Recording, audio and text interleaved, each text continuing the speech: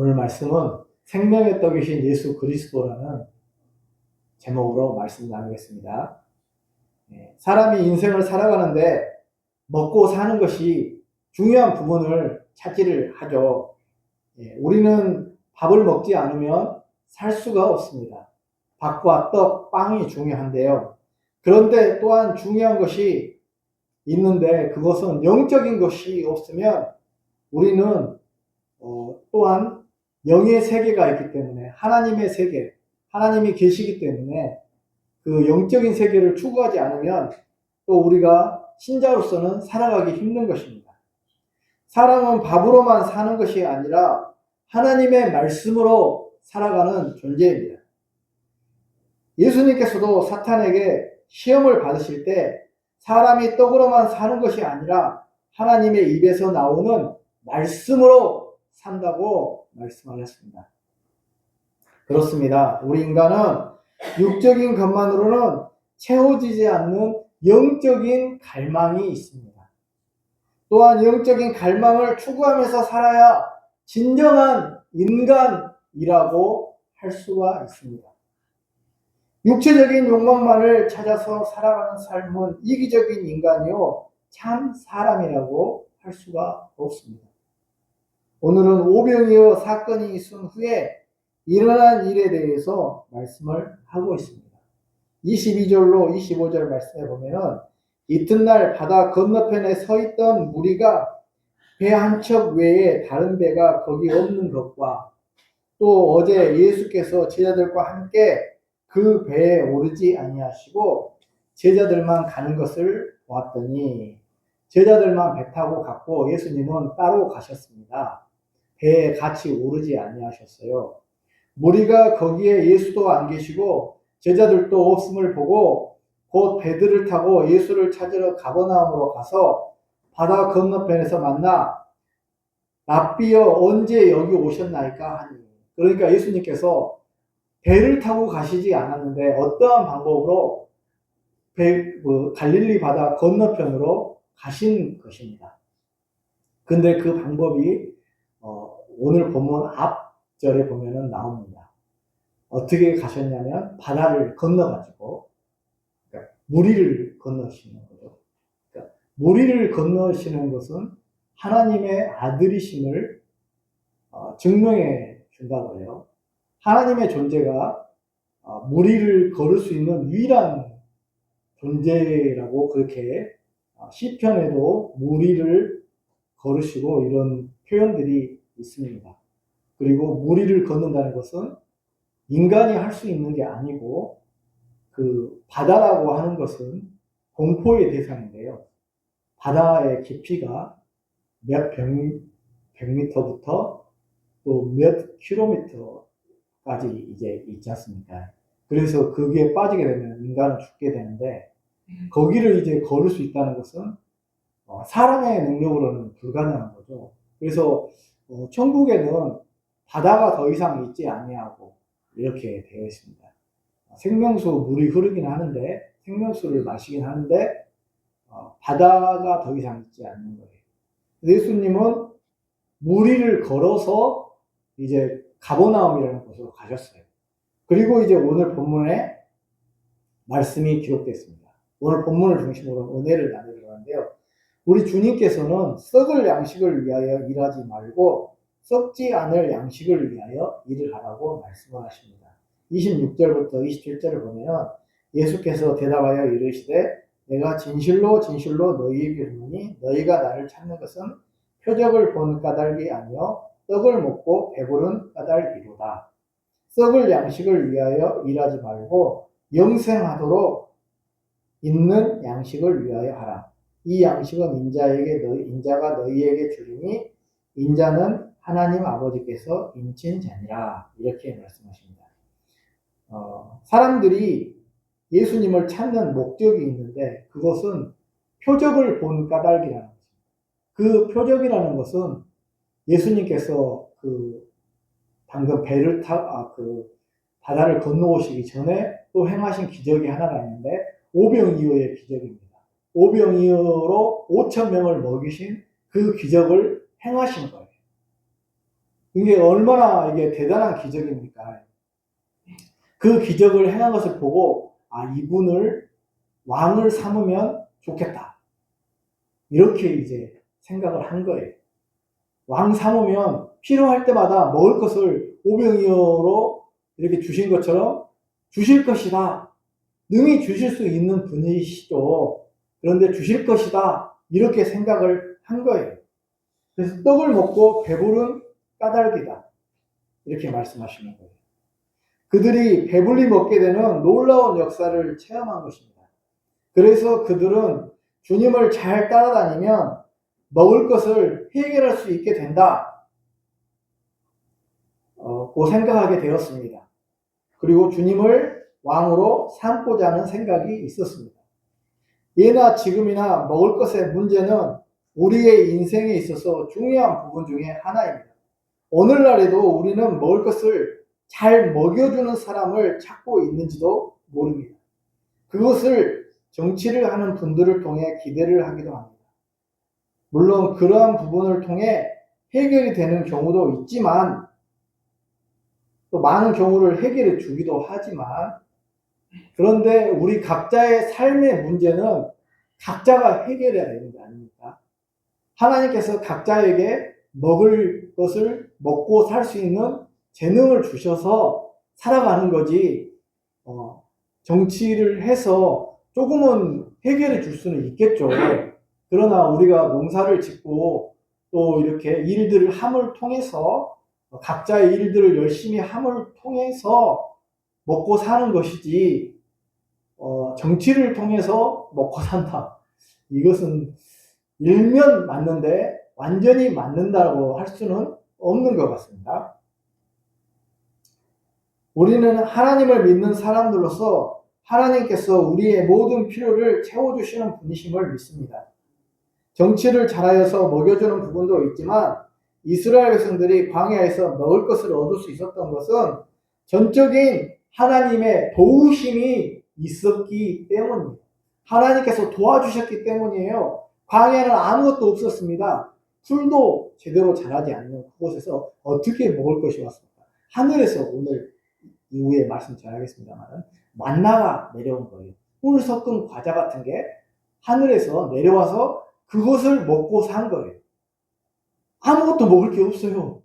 근데 그걸 먹고 산 거예요. 그리고 가끔씩 이게 하나님께서 메추라기 떼를 동폰을 불어가지고 고기를 먹여주신 것이죠. 하나님께서 전능하신 능력으로 성도를 먹이시고 입히십니다. 우리 성도님들의 모든 필요를 채워주시는 거예요. 하나님이 채워주신다. 믿지 않는 분들도 하나님이 채워주시는 거예요. 근본적으로는 그들에게 먹을 수 있는 재능을 먹고 살 수 있는 재능을 주시기 때문이죠. 주님께서는 무리에게 말씀하셨습니다. 너희들이 나를 찾는 것은 먹을 것을 먹고 배부른 까닭이다. 이렇게 말씀하셨습니다. 사람들이 예수님을 찾는 것은 먹을 것을 구하기 위해서라는 것입니다.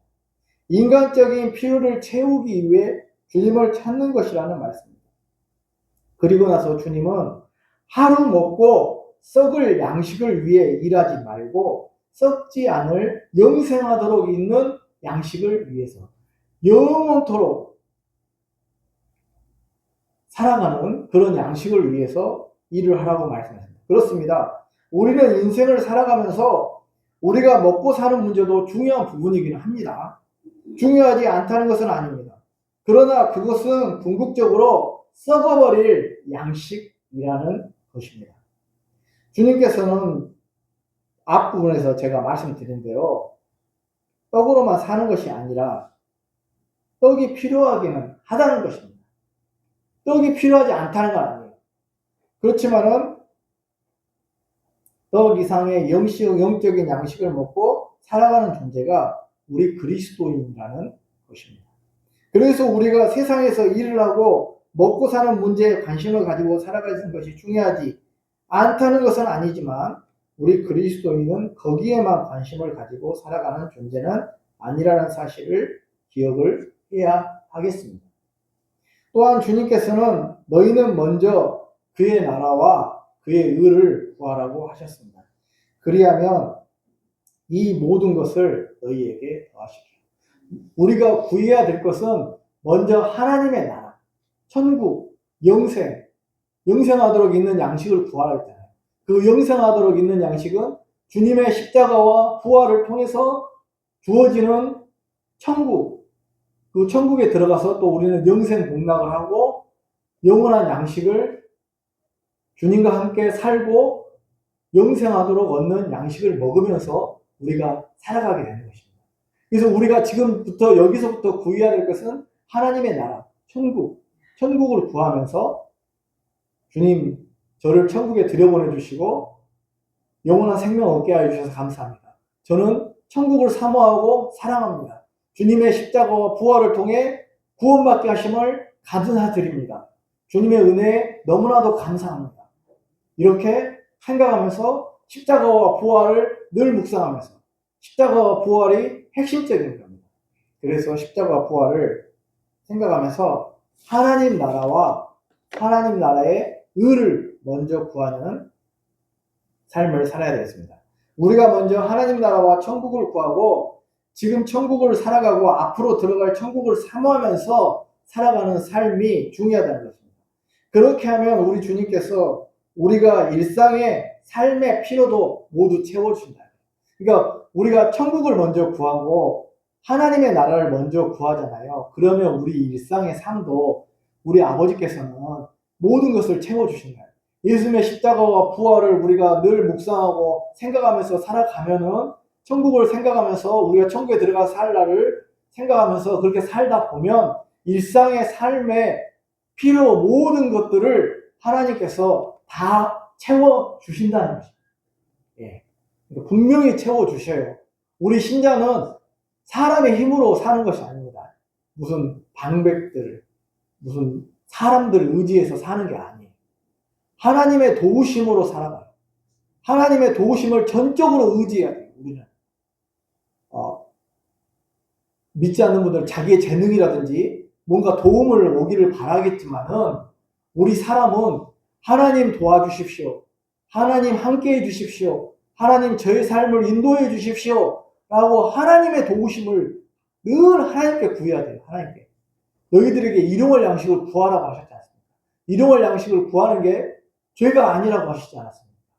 그러면 하나님께 저에게 일용할 양식을 주십시오.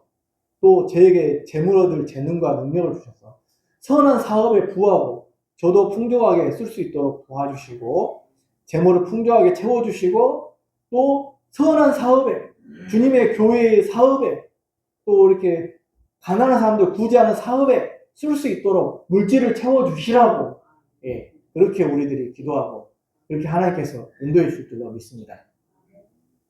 우리는 썩어버릴 양식을 위해 일하지 말고 썩지 않을 양식을 위해 일하는 것이 중요합니다. 그것은 복음을 위해 열심을 다하는 것입니다. 우리가 이 자리에 이렇게 모여서 성도님들이 예배 드리는 일, 얼마나 예배 드리는 일이 소중하고 귀중합니까? 구약시대 아브라함부터 노아, 아브라함, 아벨도 제사를 드렸고 하나님 앞에 제사를 드렸지 않습니까? 이 소중한 제사 드리는 이 행위, 하나님 앞에 예배 드리는 이 행위가 너무나도 소중하고 귀중하기 때문에 하나님 앞에 예배 드리는 일을 우리들이 열심을 다해서 예배를 드려야 되고요. 또 우리가 전도하는 일, 복음을 전하는 일, 봉사하는 일, 섬기는 일, 중보 기도하는 일 등 많은 일들을 우리가 잘 해서 충성을 다하는 삶을 살기를 원합니다. 두 번째로 하나님의 일은 하나님께서 보내신 일을 믿는 것이라는 말씀입니다. 주님께서는 썩을 양식을 위해 일하지 말고 영생하도록 있는 양식을 위해 일을 하라고 하셨습니다. 주님을 위하여 일을 하라는 것입니다. 주님을 위하여 일을 하지 않는다면 우리 성도는 이 자리에 있지 않을 것입니다. 오늘 주일 예배를 드리러 이 자리에 나오지 않았을 것입니다. 이렇게 주님을 위해 일을 하기에 우리는 이 자리에 오는 것입니다. 제 자신을 생각해 보아도 주님을 만났기 때문에 이렇게 기뻐하면서 주님의 일을 할 수 있는 것입니다. 가랑비에 옷 젖는다는 말씀을 들어보셨으리라고 생각합니다. 소낙비에도 장대비에도 옷을 흠뻑 젖지만 이슬비가 보슬보슬 내릴 때 그것을 계속 맞으면 어떻게 됩니까? 옷이 젖어들게 됩니다. 우리 성도의 삶도 마찬가지입니다. 가랑비를 계속 맞다 보면 주님의 말씀을 계속하여 듣다 보면 어느덧 나도 모르게 변화를 받게 되는 것입니다. 주님께서 우리를 변화시키기 때문에 주님의 말씀이 생명의 말씀이고 살아있는 말씀이에요.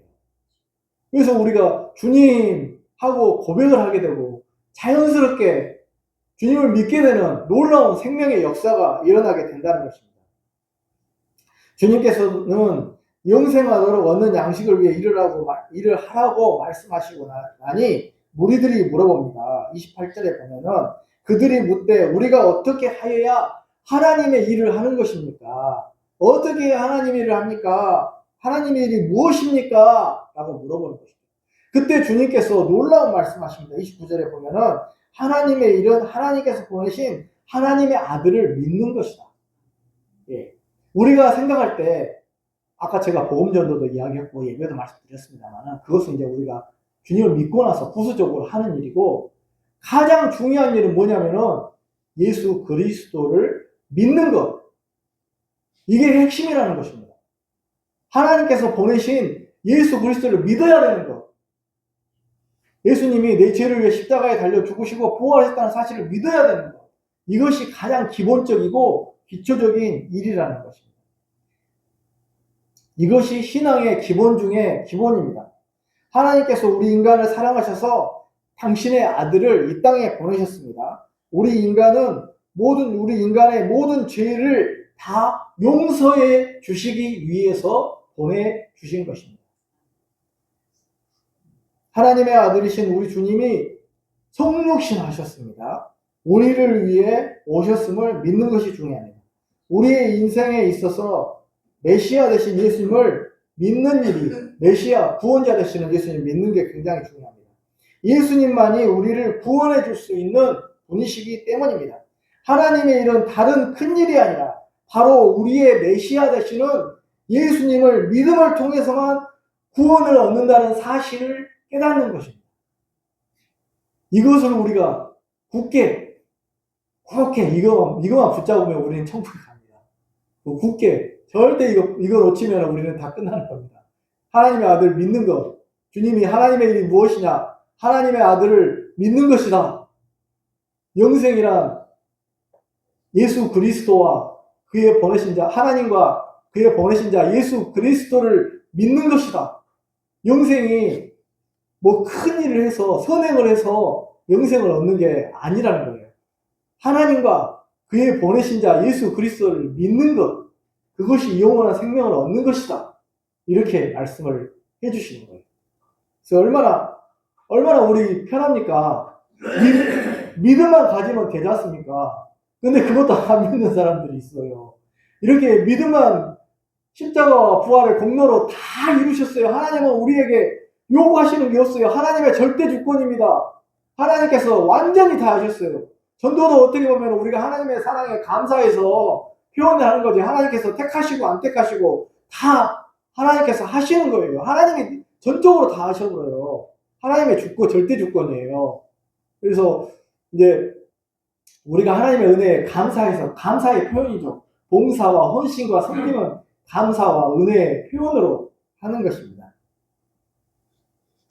예수님은 죄가 전혀 없으시고 동정녀 마리아에서 몸에서 태어나시고 신성과 인성을 가지고 계십니다. 하나님의 성품이었기 때문에 그 하나님께서 방금 전에 우리가 중요한 기적 두 가지 말씀드린 것처럼 오병이어의 기적, 5,000명을 먹이는 보리떡 5개와 물고기 2마리 5,000명 먹이는 기적과 또 무리를 걷는 기적, 신성이 있어야 그걸 할 수가 있는 거예요. 사람은 절대 할 수가 없어요.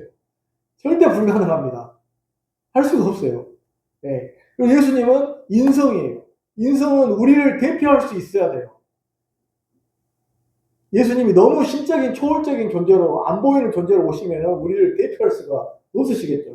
사람으로 오셨기 때문에 우리를 대표해서 죽으실 수가 있는 것이죠. 네. 이것을 우리들이 깊게 생각해야 됩니다. 신성과 우리 사람의 모습을 완전한 하나님이시면서 완전한 사람이신 거예요. 이걸 우리가 깊게 기억을 해야 되겠습니다. 그래서 우리가 항상 제가 말씀드린 것처럼 주님을 인격적으로 만나야 됩니다. 여기서 설교 말씀 선포되면 그 말씀을 내 것으로 받아들이고 아, 주님은 살아계신 하나님의 아들이시구나. 주는 그리스도시요 살아계신 하나님의 아들이십니다. 하나님의 아들이심을 믿습니다. 정말로 예수님 믿으면 그 귀중하고 소중한 구원을 주시고 천국 가게 하심을 믿습니다. 이렇게 인격적으로 그걸 인격적으로 만나는 거예요. 하나님을 고백하고 만난다는 거. 신앙에도 어느 정도 연륜이 필요합니다. 한꺼번에 모든 것이 확 변화되기는 쉽지 않습니다. 우리가 일을 잘하는데도 시간이 필요하지 않습니까? 신앙 연륜을 자랑하는 것은 아니지만 신앙의 연륜이 중요한 것도 사실이에요. 오랫동안 신앙생활하면 자연스럽게 예수 그리스도에 대해서 잘 알게 되는 것이죠. 그러나 신앙 연륜만이 중요한 것은 아닙니다. 주님께서도 먼저 된 자도 나중에 될 수 있고 나중에 다 먼저 될 자도 할 수 있습니다. 열심히 이제 믿으면은 그것이 바뀔 수도 있습니다. 예. 그래서 아무튼 우리가 하나님 아버지와 예수 그리스도에 대해서 인격적으로 알아가는 것이 참으로 중요한 일입니다. 세 번째로 예수님은 하늘에서 내려온 산 떡이고 생명의 떡입니다. 33절에서 35절을 보면은 하나님의 떡은 하늘에서 내려 세상에 생명을 주는 것입니다. 그들이 이르되 주여 이 떡을 항상 우리에게 주소서. 예수께서 이르시되 나는 생명의 떡이니 내게 오는 자는 결코 줄이지 아니할 터이요 나를 믿는 자는 영원히 목마르지 아니하리라. 이렇게 말씀하셨습니다. 구약 시대에 이스라엘 백성들에게 하나님께서 제가 말씀드렸잖아요. 만나를 주셨단 말이에요. 그건 하늘에서 내려온 거잖아요. 하늘에서 매일 이슬 같은 게 내려와가지고 먹을 것을 줬습니다. 하늘에서 내려온 떡입니다. 그 예수님, 주님께서 말씀하시는 것과 비슷한데, 근데 예수님은 하늘에서 내려오셨어요. 동정녀의 몸을 입고 태어나셔서 그 만나는 먹으면은 하루 분량만 먹을 수 있고 하루 먹으면은 이제 그걸로 이제 하루 생명 유지하고 끝나는 거잖아요.